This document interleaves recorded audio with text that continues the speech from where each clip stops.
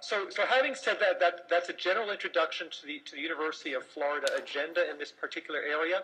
I would now like to introduce to you Carol Beal, who has just joined the University of Florida as the director of the Online Learning Institute, and Carol will speak to you about her own agenda in this area.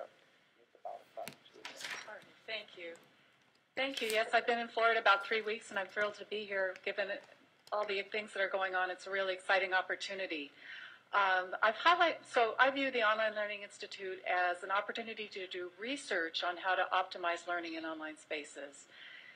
And why do we need research? Why don't we just do it? Everyone is doing it, but my concern is that it's clear that not every program is going to survive.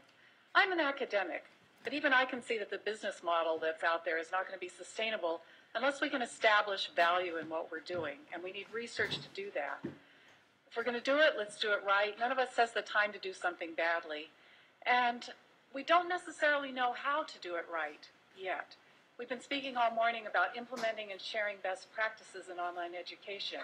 We don't know yet what those best practices are. We have some ideas, some initial work, but we really need an investment in discovering what those are in order to do this enterprise well.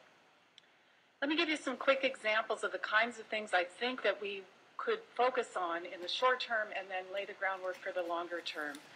One is just establishing the accountability of online education programs. Are we doing what we think we should be doing in terms of the student outcomes that are pretty standard: retention, progress to degree, so on? Are we preparing students who are going to be good participants in our state, our communities, in the global community? We know how to do that. We know how to do program evaluation. We're already starting to do that with data from the Florida online programs right now. What's less clear, I think, at this point is if the answer to the question is no, we're not getting the kinds of outcomes we want, we don't know yet exactly what to do to improve. And in particular, I think we have a lot of good work we could do with faculty and we'll coordinate with Dr. Kavanaugh's programs that were outlined earlier. How do we get faculty who may do or may not do a good job standing at the blackboard in front of a couple hundred students? How do we get them to be more effective in the online space? So those are short-term questions that we can address right away. I think there's also within the next year or two, we can launch some really exciting programs on studying what it is that students think they're signing up for. Why are they choosing an online program? I'm a psychologist, as Provost Clover mentioned. I know that when people have clear goals, they will persist, they will move mountains, they will overcome obstacles to get those goals accomplished. But we also know that in online learning, attrition is a major challenge. That says to me right there that somehow there's a gap between what students think they're getting and what they get that's leading to students abandoning the program.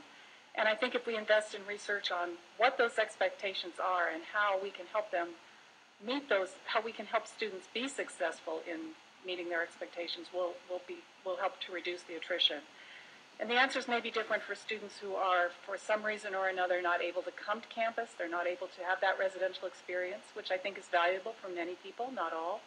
For international students who present a great opportunity for Florida universities, and veterans who have really unique characteristics and expectations and goals that we can help. Longer term, I think we really could do a lot by conducting research on the link between neuroscience and education. We're really learning a lot about how the brain learns, from the level of the individual synapse to those whole brain networks that drive our behavior. We're getting consumer-level brain monitoring devices that are almost available. So here's an example of something that we're using in research in my lab, an EEG unit that sits on the back of the head that could be attached to a baseball cap that students could wear while they're working at the computer. I mean, it sounds crazy, but I think we're within 2 or 3 years of this. And we can link brain data to a learning analytics dashboard. So here's some data from some of my work on math problem solving, where we can predict whether a student is going to get a problem correct within the first 20 seconds of the student looking at the screen. We shouldn't necessarily wait for the student to get the problem wrong before we say, maybe you want to read this again because I think you missed something important. Sounds a little far-fetched, but I think the research is pointing in the direction of this being very promising. And finally, I think there's a general question that as educators we need to address. There's personalized learning and there's prescriptive learning. Theories of education in the last decade have really emphasized that we get the best value in terms of student outcomes when students are self-motivated, directing their own learning. They have their own reasons that's guiding their behavior and their study. That's where we get the greatest return on our educational investment. I think we have to be careful not to reinvent the teaching machines from the 1960s, which were linked with reduced student motivation and declining creativity. We don't want to be prescriptive. We need to find that sweet spot. And I think by investing in research, we can make the university system online learning programs unique and establish our value.